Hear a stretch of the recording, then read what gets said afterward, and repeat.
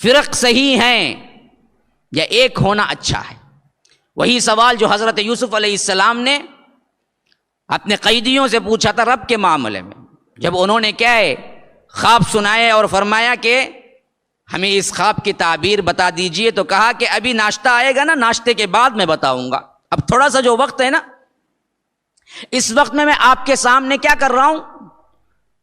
توحید کی دعوت پیش کر رہا ہوں۔ تو بات ایسے شروع کی حضرت یوسف علیہ السلام نے کہ ارباب متفرقون خیر ام اللہ الواحد القہار، دیکھو مختلف ارباب، مختلف رب اچھے ہیں یا ایک اللہ اچھا ہے؟ تم ہی بتاؤ۔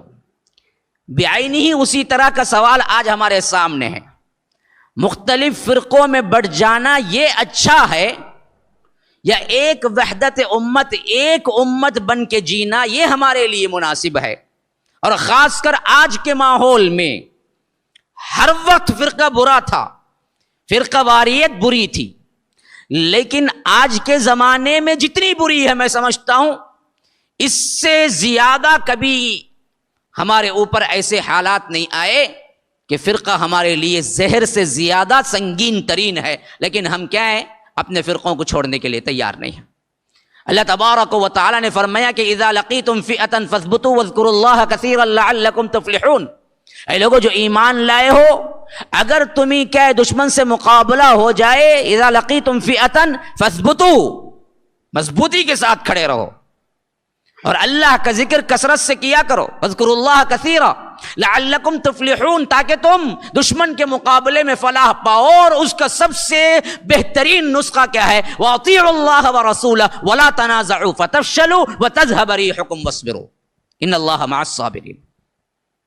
اس موضوع پر میں سمجھتا ہوں کہ اس ایک ٹکڑے میں اعجاز القرآن کے تمام اعجازات اس کے اندر شامل ہیں کہ فرقہ واریت کے حساب سے سب سے بدترین کیا حالت ہوگی اللہ نے صرف اس ایک آیت کے اندر بیان کر، اور اتحاد امت کا سب سے اہم فضیلت آپ 3 گھنٹے 4 گھنٹے بولے ادا نہیں ہو سکتی، ایک آیت میں اللہ نے ادا کر دی ہے۔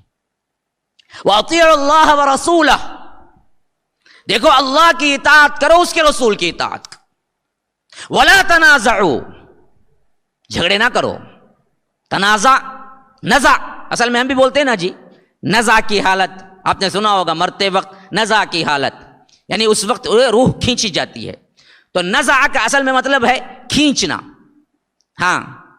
تنازعوا کا مطلب جب کوئی بندہ کسی بندے کو چھوڑتا نہیں ہے، کھینچتا ہے، وہیں سے جھگڑا پیدا ہوتا ہے۔ اس کے حال پہ اسے چھوڑ دیا جائے تو جھگڑا پیدا نہیں ہوتا۔ جب بھی اسے کیا ہے کھرچتا ہے، جب بھی اسے کیا ہے ہاتھ لگا کے تنگ کرتا ہے، تبھی اسے جھگڑا شروع ہوتا ہے اس سے۔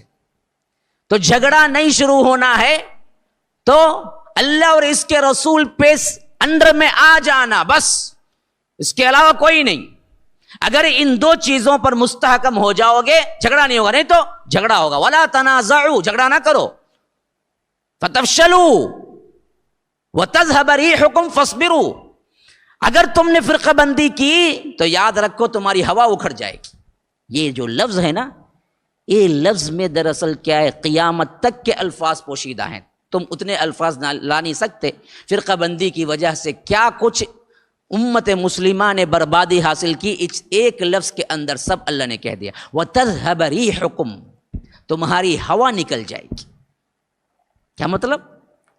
تمہاری عزت، تمہاری تقدیس، تمہاری قوت، تمہارا رعب، تمہارا دبدبہ، تمہاری شان، تمہاری شوکت سب چلی جائے۔ ہوا نکل گئی کسی کی تو یاد رکھو پھر کہ بڑا سا بڑا کیا ہے، جسم رکھنے والا بھی شکست کھا جائے گا۔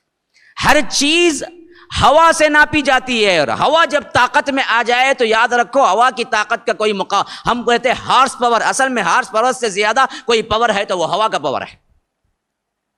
ہارس پاور تو کیا ہے، کسی مقابلے میں بھی نہیں آئے گا جب ہوا کو پاور آ جائے۔ آپ کو معلوم ہے نا، قوم سمود کو، قوم عاد کو جب ہوا آندھی چلی تو فرمایا کہ سخرها علیہم 7 لیال و8 ایام حسوما فترى القوم فيها صرعى كأنهم اعجاز نخل خاویہ فهل ترى لهم من باقیہ، ہوا نے انہیں کیا ہے اٹھا اٹھا کے پھینک دیا، جیسے کیا ہے کوئی وزن ہی نہیں ہے۔ ہوا جس چیز میں رہتی ہے اس چیز کے اندر آپ کو تقویت ہے۔